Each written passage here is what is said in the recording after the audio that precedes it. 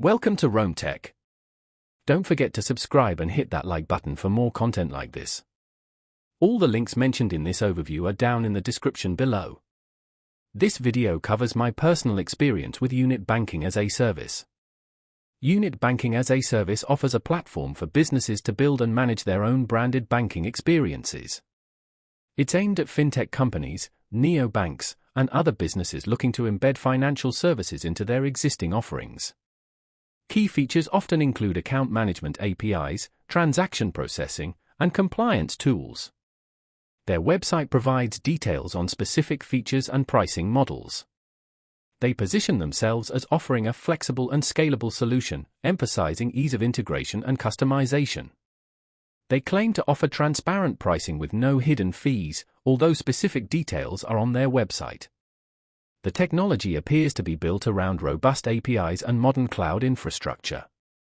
Availability depends on the specific region and regulatory approvals, which are also detailed on their site.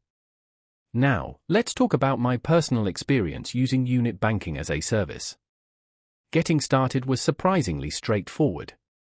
The onboarding process was well documented and their support team was readily available via chat if I needed assistance.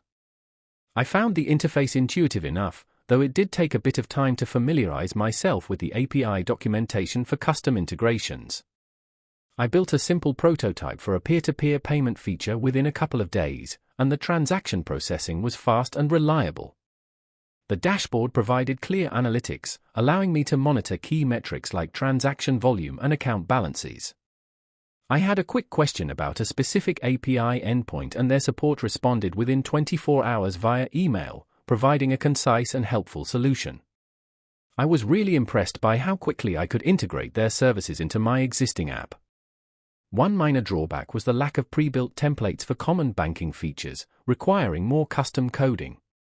Overall, I'm quite satisfied with Unit Banking as a Service.